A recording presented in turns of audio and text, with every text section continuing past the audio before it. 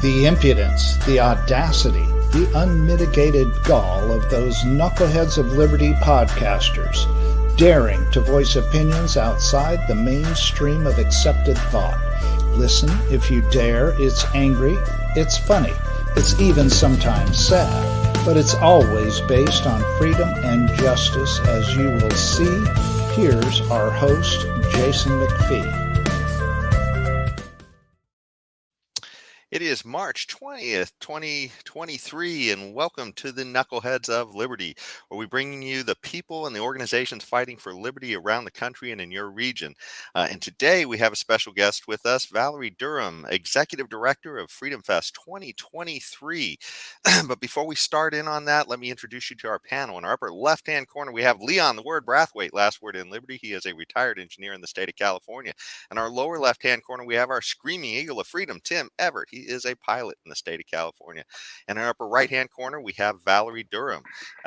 She is the Executive Director of FreedomFest, and my name's Jason McPhee. FreedomFest, that's coming up. It's going to be in July. And before we get into that, I want to show you a little bit of the video that we took from last year. So this will kind of give you a flavor of what it was like for us, because me and Leon actually attended, and we got a lot of great interviews out of it. And James, can you roll the tape?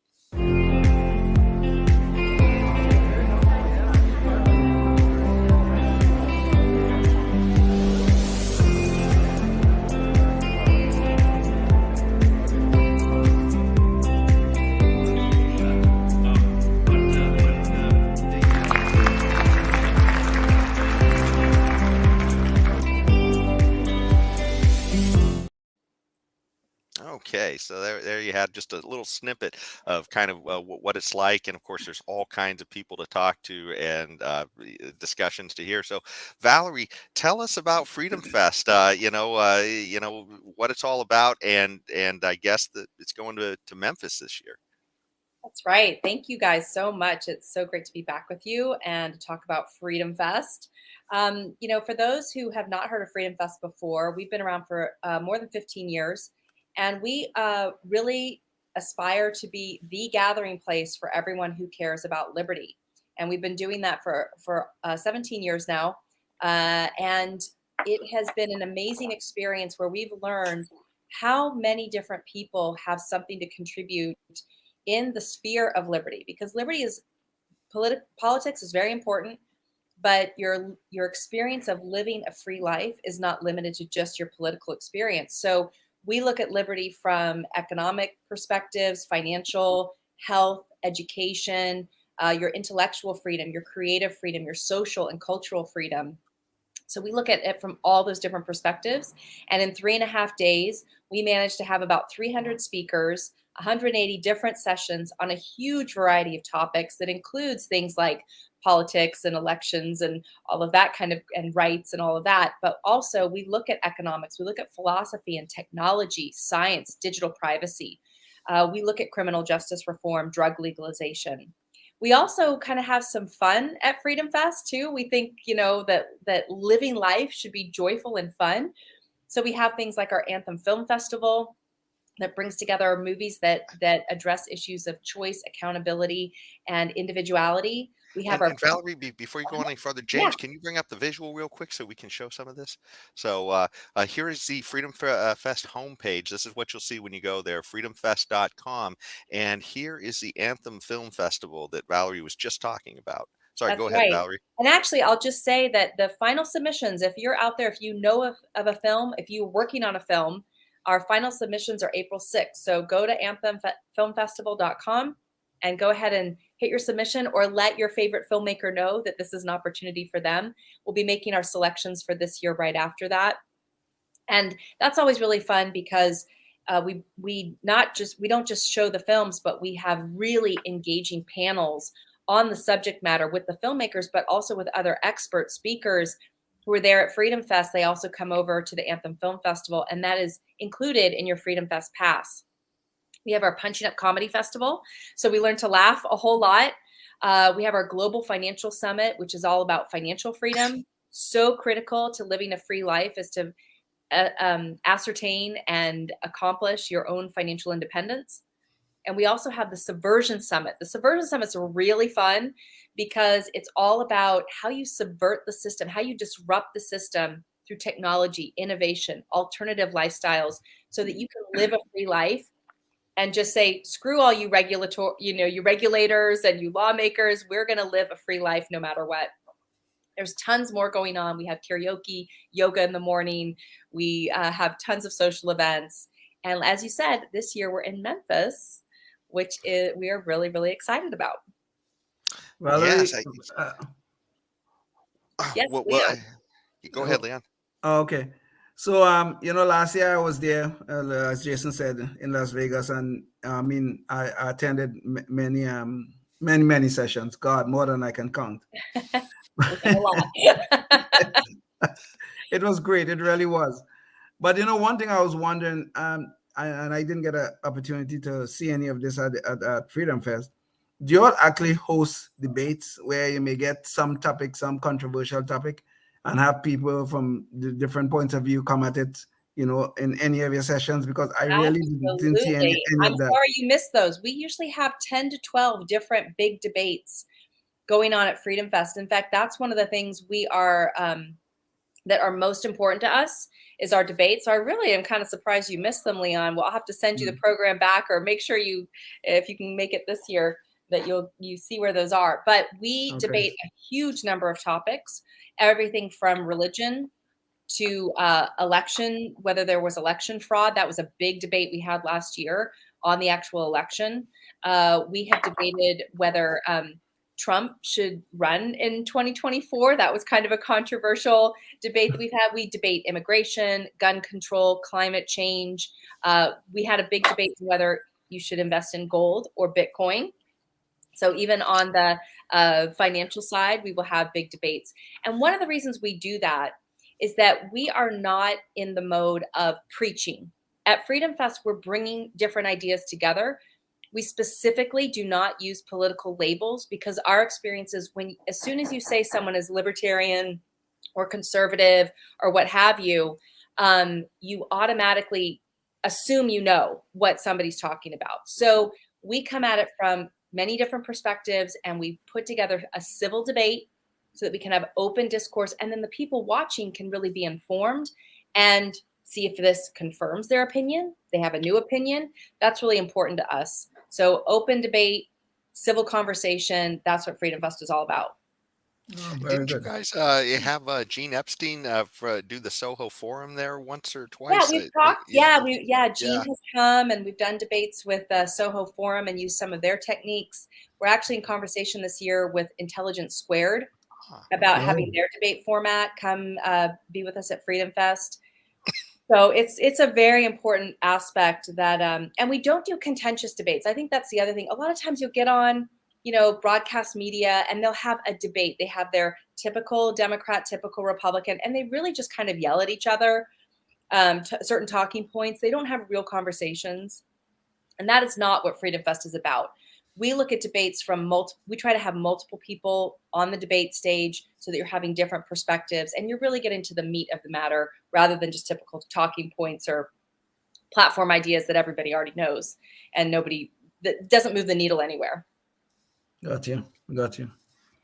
So this year, you're expecting to do the same thing. I mean, I'm sorry I missed some of those things last year. I know. Well, you were busy. You were running through all. I mean, there were a lot of good. There was so much good stuff. I mean, it's true. Yes. But you need to go with like people, like friends. What I found works best, and you kind of divide up the schedule and go to different things, and then meet up at the end of the day, talk about everything. We do make all of our sessions available afterwards via recordings, but there is a lot, and you kind of have to choose your own adventure, what you want to go to at a particular time. But yeah, absolutely. We're working on debates for this year.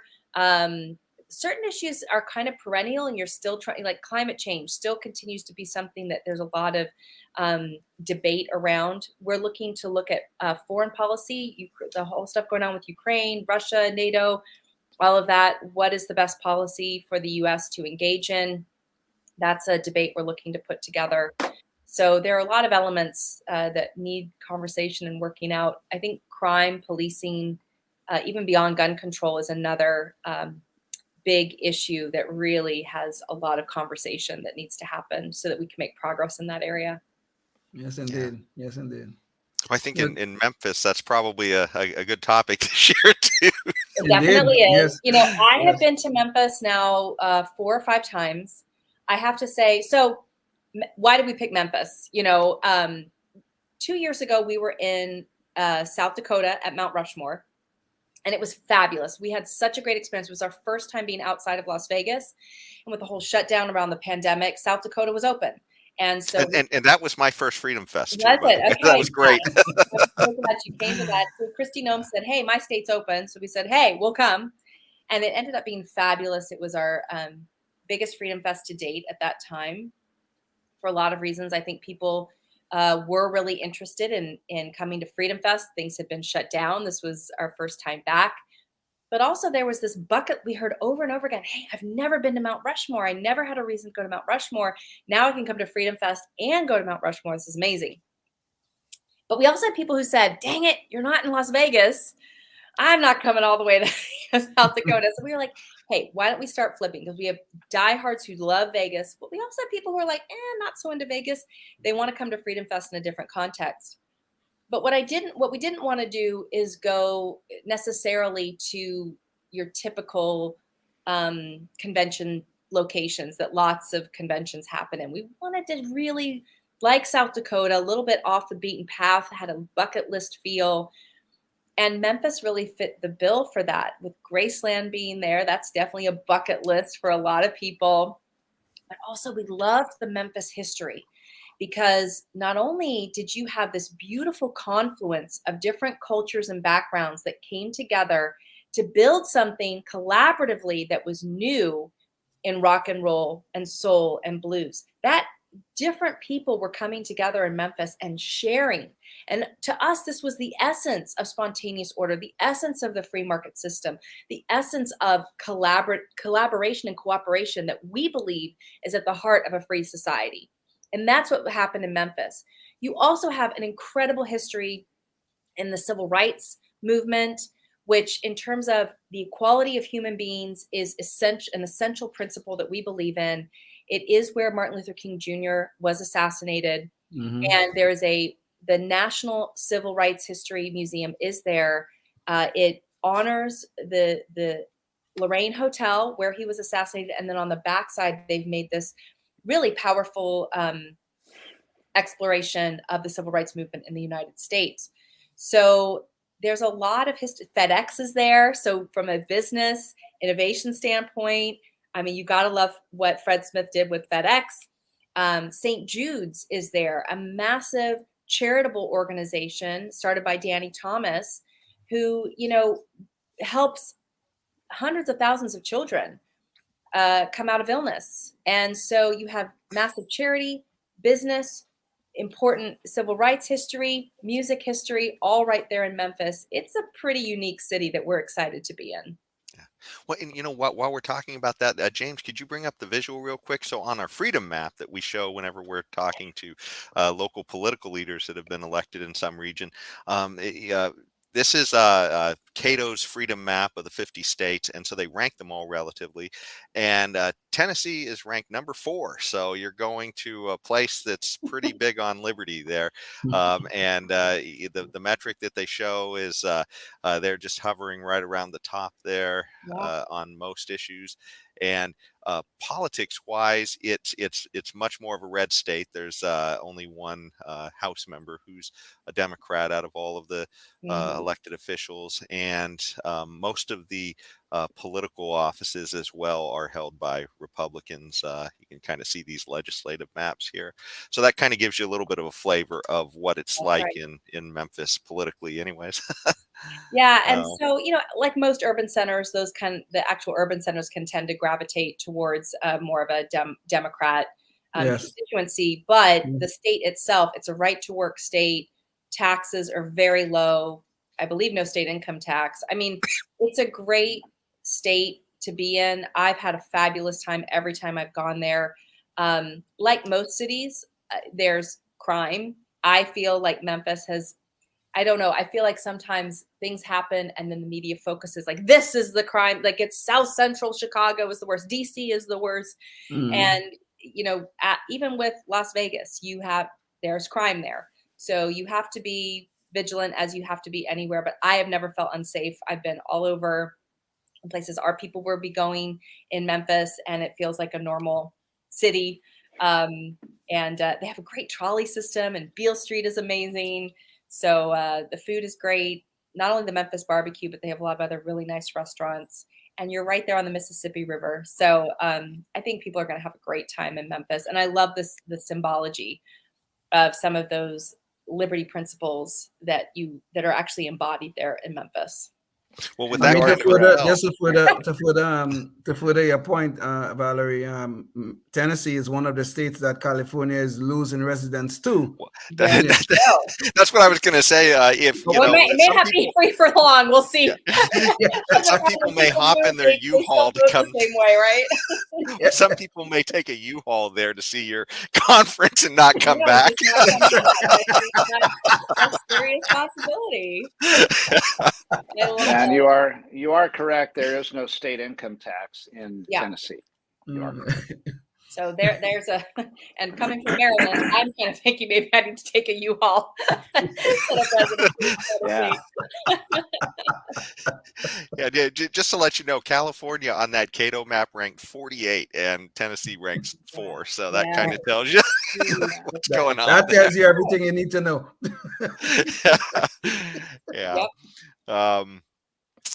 Well, I guess one of the things I guess I wanted to talk about too is who are some of the speakers that are coming this year? You mentioned there's a big variety of them. James, maybe you could pull the visual up. One of them I know that pops right out at me who's in the news is Matt Taibbi. I mean, man, is he in the news. In fact, we're going to talk a little bit about him on our next show as well, just in some of the congressional testimony and stuff that he's been involved in lately, but on that Twitter files stuff. So, no, it's Oh, so you got Tulsi coming. Cool. Yes, we do. And so, yeah, Matt Taibbi is super exciting. As you mentioned in our pre-show discussion, we had Glenn Greenwald last year. I think this idea of independent journalism is becoming more and more important. And so that's something we've had debates on as well, is the role of the media, how they're fulfilling that fourth estate role. And is there a free press, and I think Matt, Glenn, others like that are fulfilling the role that should be being fulfilled by our more mainstream media that really at this point has a lot of issues. So we're really excited about having him come. I'm also really thrilled that Daryl Davis is going to be joining us as a musician and this kind of civil rights activist. He just seems like the perfect fit for Memphis. And he's really thrilled to be coming. And we have some cool plans about what he's going to be doing on stage. But he will be playing music during our opening ceremonies, giving a speech, and then having to sit down. We're still confirming, so I can only allude, but having to sit down with some other really interesting speakers that we're speaking to. I think having Gloria Alvarez coming is super interesting. She is such a dynamic advocate for freedom and really taking the bull by the horns down in Guatemala to run for the presidency and try to galvanize more liberty and freedom down in Latin and South America. I think that's super important. Also thrilled to have Lisa Kennedy joining us again as MC. She really stole the show last year with some of her outrageous outfits. I hear she's already planning what she's going to wear to keep us all kind of, guessing and adds to that fun element, I think. And then TK Coleman, the great entrepreneurial thought leader, will be on our main stage too. So we're really thrilled to have TK coming and joining us in that role. Nadine Strawson is coming from the ACLU to talk about Free Speech Day, which is being sponsored by the Free to Choose Network on Wednesday. So we're really excited to have her. As you mentioned, Tulsi Gabbard is coming. David Bose is going to give an awesome speech on the role of classical liberalism in society today. And where are we losing the principles of the Enlightenment and classical liberalism? And why is classical liberalism such a beneficial mode of thought that leads to greater individual freedom and societal collaboration? So we're really excited to have David back speaking on something that is so key to all of our success. Douglas Brinkley is one of the best historians in the entire world, and he actually is super excited to come to Freedom Fest. He'll be talking on a variety of topics on history, but we are thrilled to have Douglas Brinkley joining us. He's such an authoritative thinker and historian, and he's going to bring a lot of awesome dynamics. Art Laffer will be joining us again on the economic front. He's doing a big debate with Lanny Ebenstein on taxes, like what's the best tax structure. And then Maj Touré, of course, on gun control, and some of our favorite. Brian Kaplan's going to be leading the charge on our mock trial, which this year is taking on the idea of open borders. Are open borders actually a good thing when it comes to our immigration policy? So a lot of people say, oh, we should just open the borders. Well, should we really? And so we'll be taking on that topic, and Brian will be part of that conversation, which we're excited about. Yeah, I've watched many of his short videos. He definitely has some strong economic opinions on things. It's funny too. You mentioned Lisa Kennedy stealing the show, and one of the things I remember from last year was the Project Veritas guy. His name escapes me for a second. James O'Keefe. James O'Keefe, that's exactly, yeah. And when he was up on stage, he practically stole the stage because they wanted to get Rand Paul on it. I know. He just kept going like that Energizer bunny. Oh yeah, that was crazy. We had two awesome speakers on at the same time, back to back, and wanted to make time for both of them. That's always the challenge on the logistical side, is how do you maximize everybody's time up on that stage? Because there are so many people you want to hear from at Freedom Fest. And like I said, we have almost 100 speakers already signed up. That's a third of the speakers we'll end up with around 300. So, it's an incredible gathering of experts in so many different areas. And, I think, and maybe, Jason and Leon, you can attest, that you come away with so much in your head. Like Leon, you were saying, like, I went to so many things. Yes. An intellectual feast. It is an opportunity to meet your heroes, but also meet the people you've never heard of who are doing great work. And I love our exhibit hall because it's really diverse. We have media in there, but we have financial companies and oil and gas companies and different technology companies, but we also have all the think tanks, grassroots organizations, book publishers. There's this huge variety of people in the exhibit hall, organizations, businesses, groups, individuals that you can come and meet and find out how are they progressing towards liberty. And it really runs the gamut. We had people who were into helping clean water in Africa, all the way through to, the most heady, erudite, white paper kind of think tank and everything in between. So that exhibit hall is this microcosm of what's going on in the liberty space and how many people are working in different areas to bring us greater liberty. And I just think it's a huge testament to how much work is being done.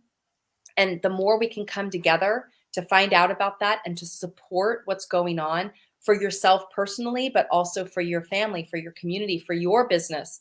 That's how we get progress, and that's how we get traction, is by coming together.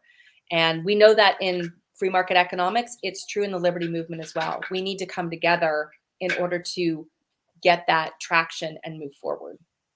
So Valerie, I was just wondering,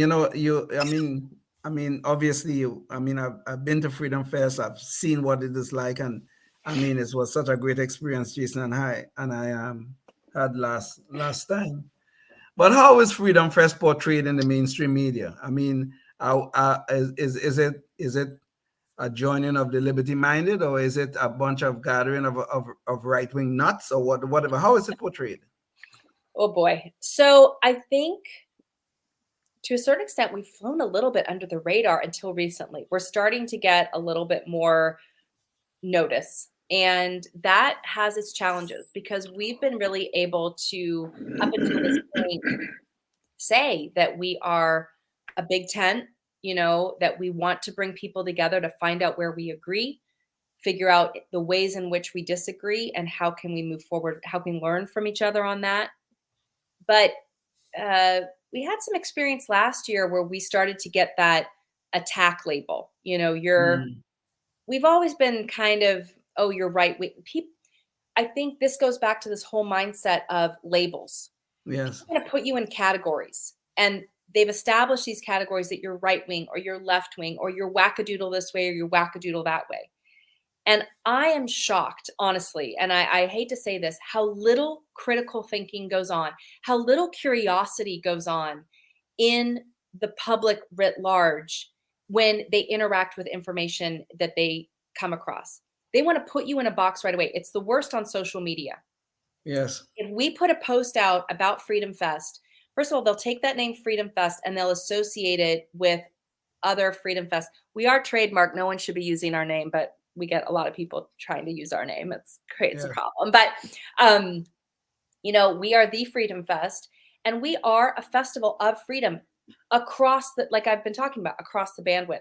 But people want to pigeonhole you. So if you talk about freedom, that makes a lot of people think of other very right-wing, patriotic, flag-waving, that whole stereotype, which is a stereotype. And I have to say that, I was raised libertarian with a lot of constitutionalism, but as a dance artist, which I also am, I have been involved in the more artistic side where you encounter people that some might call liberal or progressive, things like that. My experience has been no one is monolithic. No one is the stereotype. Everyone has thoughts and concerns. And the more I listen to someone that I may not agree with politically, find out why they're concerned about the climate, or why they're concerned about women's rights, or why they're concerned about Black Lives Mattering versus not mattering, the more I understand where that's coming from, the more I can realize these are sometimes legitimate concerns, sometimes not. But is that pointing us in directions where we can create solutions and work together rather than just saying, oh, you're crazy. I think this whole idea of most people are not crazy. There are some there. But that's more, I just think there's, most people knee-jerk reaction. You don't agree with me? Nowadays, it's you don't agree with me.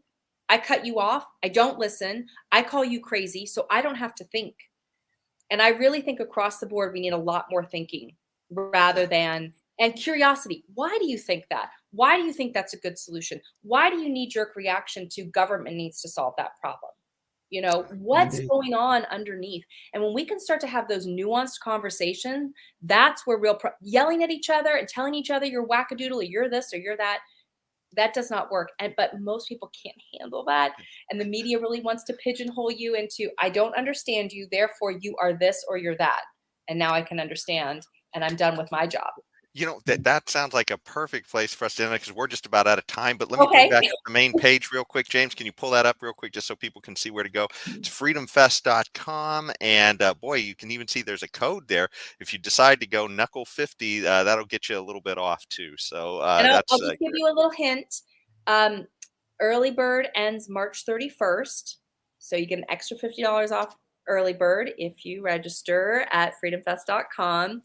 A guest is an even lower rate. We do have special rates for students and young professionals under 30. Tennessee locals have a lower rate as well. So there's a lot of opportunity to come to Freedom Fest. I would sign up early and watch as our schedule grows, and you're just going to be more and more happy that you're already signed up, locked in, ready to go.